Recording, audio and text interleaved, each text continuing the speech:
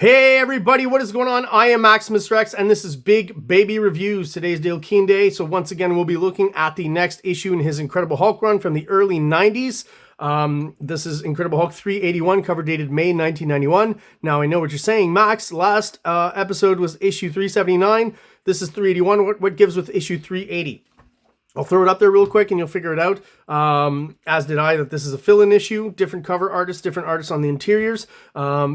Even more specifically, warning, the Hulk does not appear in this issue, so no Hulk, no Dale Keown art, not really any reason to review this issue, other than to quickly mention while I'm here that, you know, the artist who does do this film, Bill Jaska, hope I'm saying that right, I tend to get these names wrong apparently, does a really great job. This is a great opening splash page, and I'll kind of leave it at that. If you're interested in this issue, go check it out, obviously. Always encourage you to do that. But we're going to focus on issue 381, and there's kind of a Keown milestone, in my opinion, on this cover here, because if you look at the signature here, Keown's is all on its own. There's no added kind of inker signature. So I feel like this is, I may be wrong, but more than likely the first piece of Marvel art that Dale Keown inks himself. And we're starting to get the signs of that image style that's coming around the bend that he's going to be doing on a little later on his own series for Image Pit. But like the hatching, you know, his type of contour line, his detailing, the spittle between the teeth, right? He kind of threw that in a few issues earlier, but that kind of becomes a trope that Dale Keown likes to use a lot, especially with big kind of monstrous characters like the Hulk. It makes sense, and even more so when you're doing kind of a Hulk copy, the Hulk with no nose and Pit, right? So I guess if the mucus, Pit has no nose, so if none of the mucus can escape from his nose, most of it probably comes out of his mouth, or possibly some other orifice, but you know, the Pit series didn't go into details on that. At least I don't think so. I have it. When we get to it, obviously we'll review the whole thing, but I don't remember them mentioning exactly how Pit evacuates all his mucus. But that is not the focus of this review. Again, great cover. Like I said, sign of things to come on Image, on Pit, Dale Keown's creator-owned series for that company. I like this face in the back here. I think the dramatic lighting is really well done. And again, this is just, I feel like, a pivotal moment where we get to finally see kind of pure Keown, and I think it looks really good. A lot of his telltale kind of detailing and stuff on mid-shot characters is on display here, where not too much detail on the faces, big kind of dark spots that he uses to define features. Minimal hatching, right? Just a little bit on this guy here, I guess, to split these characters from him, almost kind of being the background in this shot here. And of course, we've got all the different planes that make a successful image, that create that depth, right? I'll just point it out. You know, the Hulk is in the foreground. We've got these guys in the middle ground. This big, you know, menacing face in the background.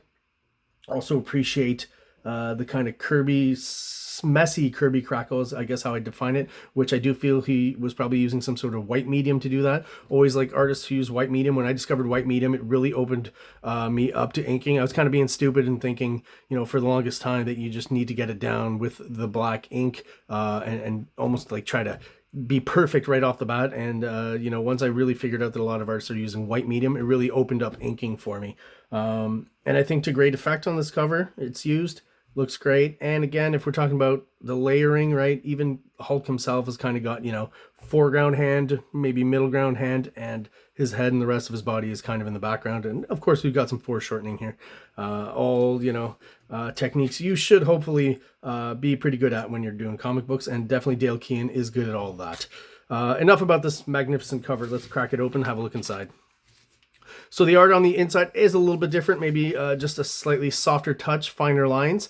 As I mentioned, now this is the second issue where, let's go through the credits. It is written by Peter David, pencils by Dale Keown, and it is the second issue. Mark Farmer is on inks, who I do think is more complimentary to Keown, as I mentioned in the past reviews. And definitely, you know, is closer to what Dale Keown will be when he's inking himself.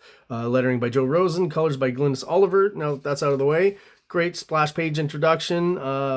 The Hulk's obviously been trapped by this group.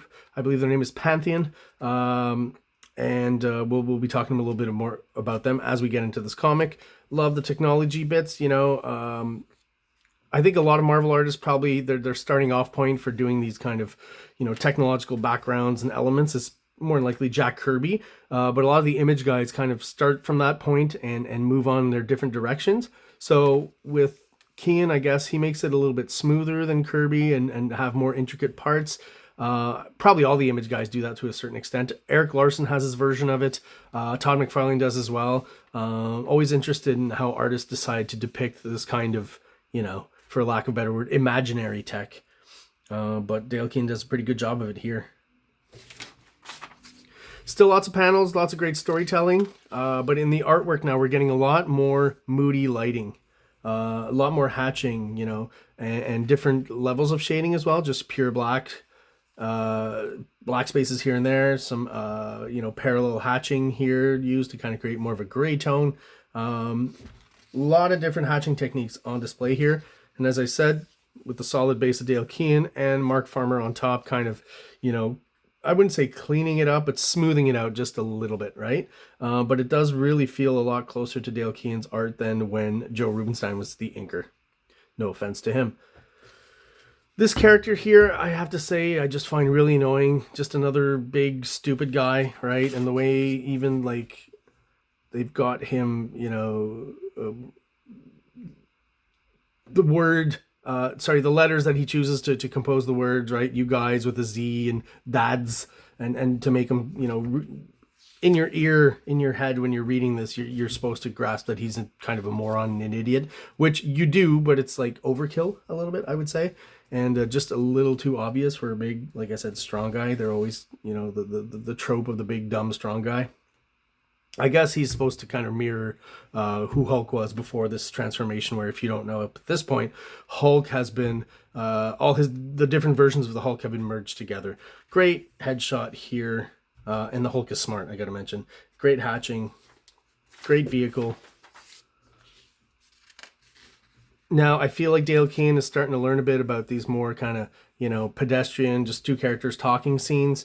I mentioned in some reviews where I found Eric Larson and Tom McFarlane were maybe better at these types of scenes and making them at least more interesting from different angles and different panels and different, you know, close-ups and faraway shots and stuff. I feel like Dale KEOWN's maybe learning that, and not necessarily from them, but just overall figuring out that, like, you know, pulling back the camera here, coming in close, you know, foreground character, background character. He's varying the different panels, sizes, having a few open panels in there, just varying it so the page is more interesting. Because these kind of scenes where people are just talking, it's very hard to make them visually interesting. It is actually pretty hard, right? Because not so much is going on, and because these are superhero comics, they have the contrast of the dynamic action with kind of the, you know, just a day-to-day scene. So you got to find ways to make that interesting. One thing that's always important, the characters are pretty much always doing something, at least when you can see their hands and stuff.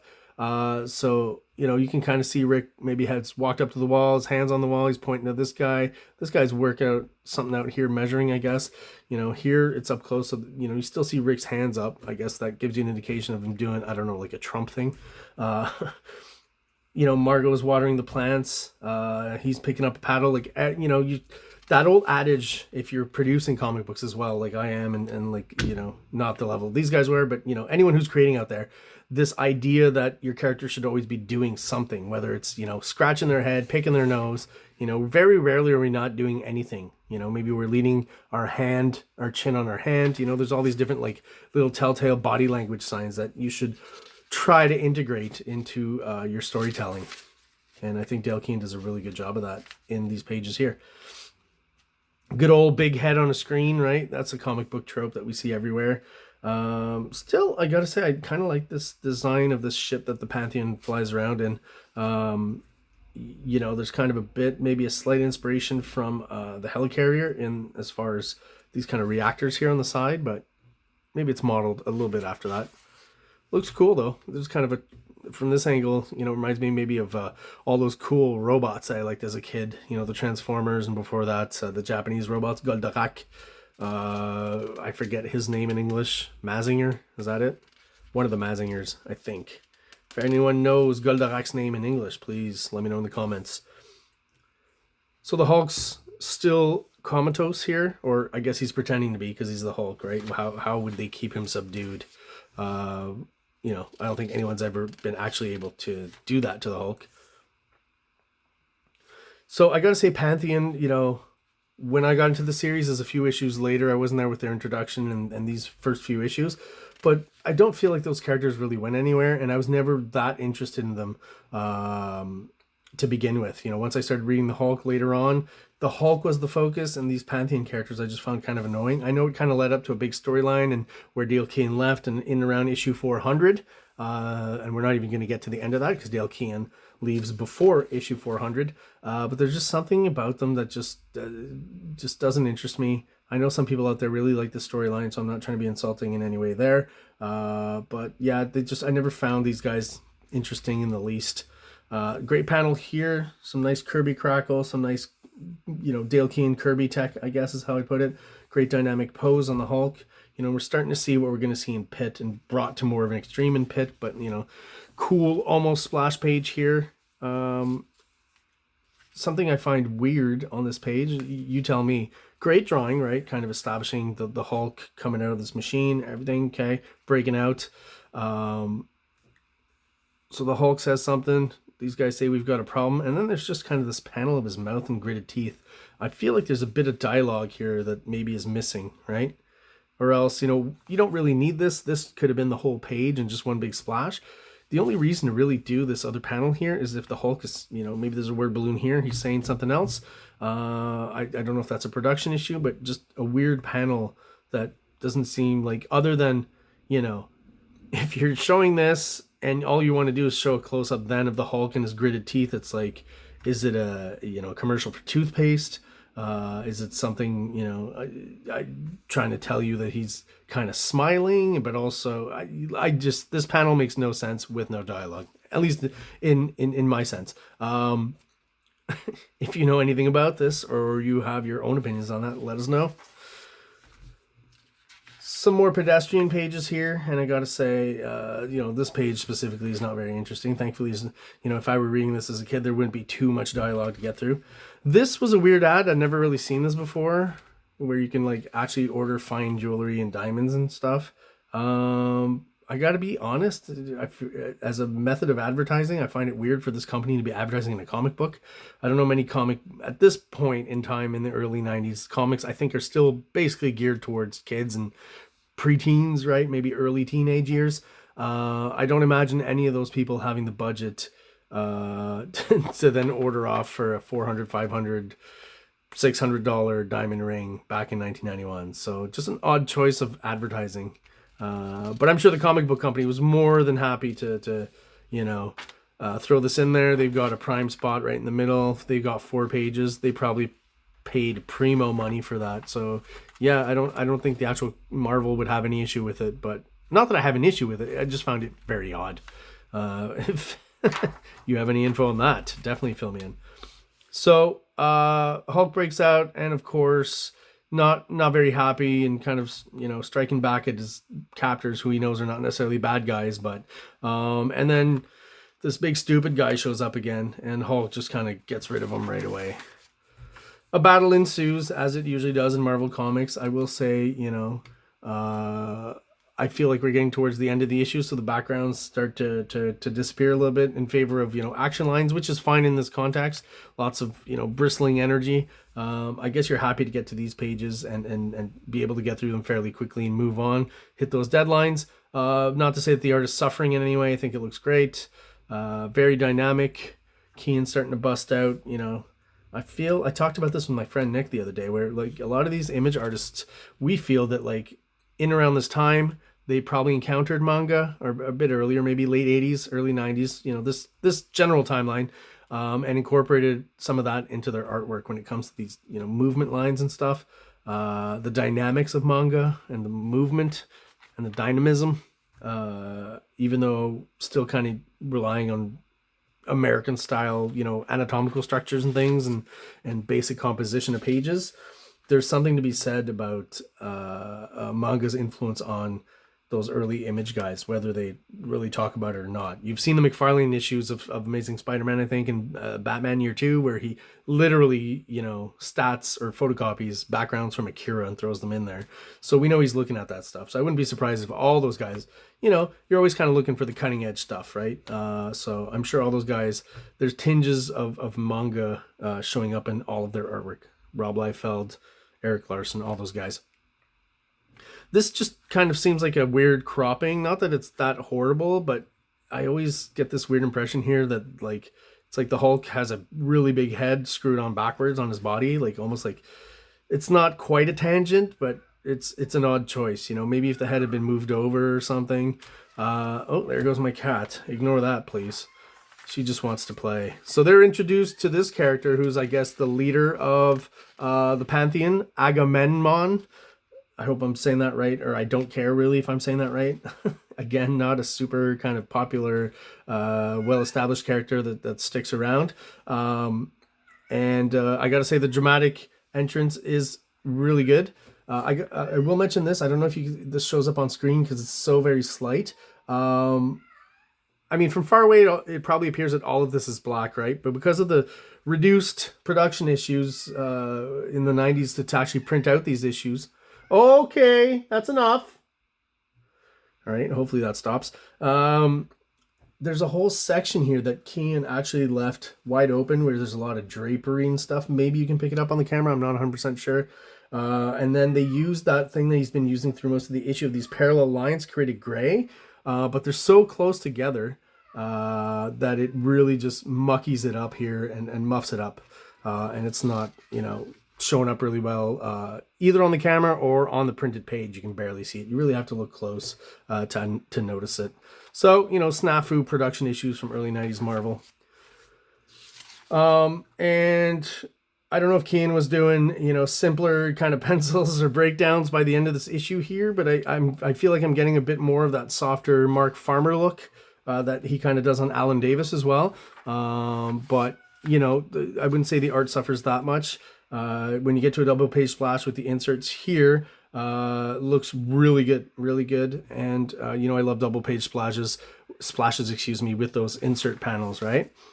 So Agamemnon, you know, kind of trying to convince Hulk to join the Pantheon, I think is what's happening in this issue. So Agamemnon here is showing the Hulk scenes of destruction that he caused. So somehow, I guess, trying to make him feel guilty and guilt him into joining the Pantheon. I feel like that's what's going on here. Again, most of the focus here is on the art and not the story, but I feel like that's the general plot line. And we'll know more about it next issue, because this one's done. So there you have it, guys. Incredible Hulk 381. Do you have this issue? Did you enjoy it? Do you have any answers to some of the questions I've asked during this review? Please let me know. If you're not subscribed yet and you enjoy the videos, please subscribe. It really helps us out and gets the channel out there to other people, hopefully, who enjoy the same kind of content. If you're already viewing and you're a regular subscriber, thank you so much. I really appreciate your support. Hope everyone out there has an awesome day. Like, subscribe, like, subscribe.